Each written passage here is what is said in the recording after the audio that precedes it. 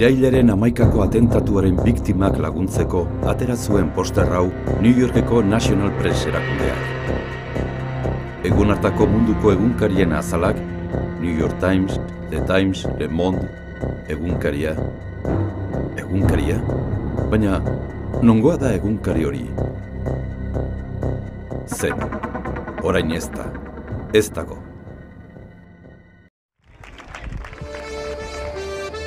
Egunkaria euskarazko hitza da. Eguneroko agerkaria esan nahi du. Euskal gizartea kalera atera zen egunkariaren itxiera salatzeko.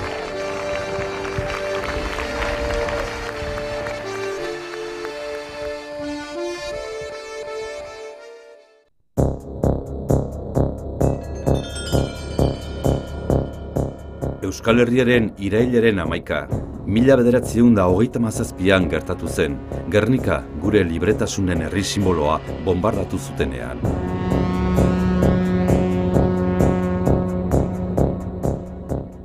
Hau, 1937ko Euskal Gobernu Autonomoa da.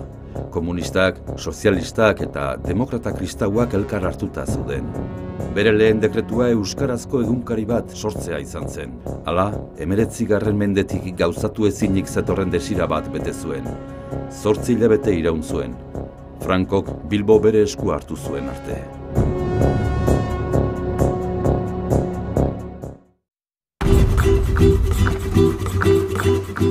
Mende erdi bat geroago, Frankoren diktadura luzearen ondoren egunkaria sortu zen.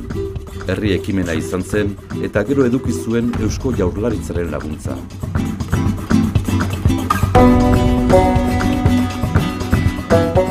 Amairu urte iraun zuen. Espainiako auzitegi berezi batek ixteko agindu zuen arte.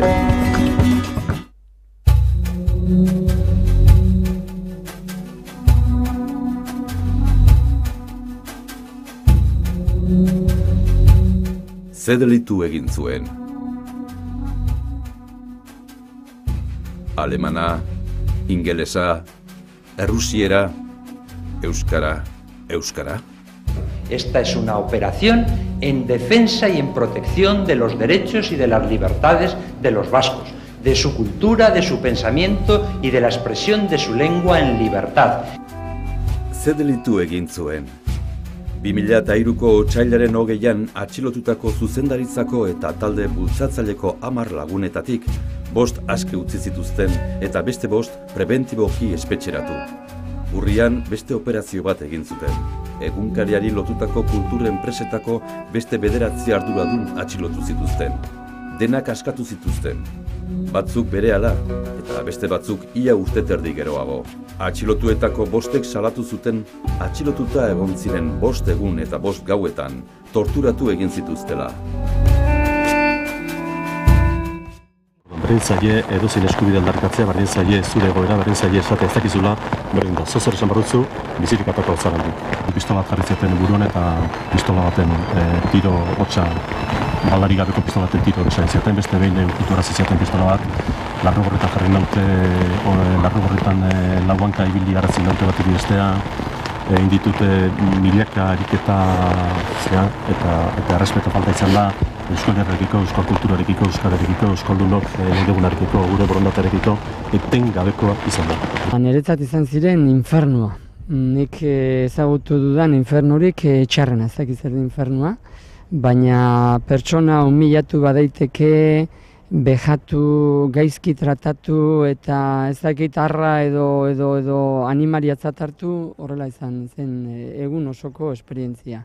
Los daños físicos son inferiores a los morales y a los psicológicos por los insultos, las amenazas, las mentiras que me han dicho de personas muy próximas y muy queridas.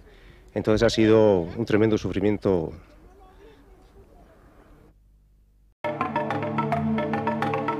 New York Times, The Times, Le Monde, egunkaria. Euskaldunak munduarekin lotzen zituen zubiak itxita jarraitzen du. Ura istea hizkuntza gutxitu baten aurkako Gernikako bombardaketa izan zen. Europako hizkuntza zaharrenaren aurkakoa hain zuzen. Itxiera prozesua ia 7 urte geroago iritsiko da goren mailara. 2 epaiketa egingo dituzte. 2 operazioetan atxilotutako 19 lagunetatik 10 aurka. Herritarrek kasua artxibatzeko eskatu arren, fiskalak berak auzia artxibatzeko eskatu zuen arren, Espainiako Auzitegi Nazionalak epaiketa egitea erabaki du. Eta gaur egun, Euskal Gizarteak ondoko galdera egiten dio bere buruari oraindik ere. Zer delitu egin zuen?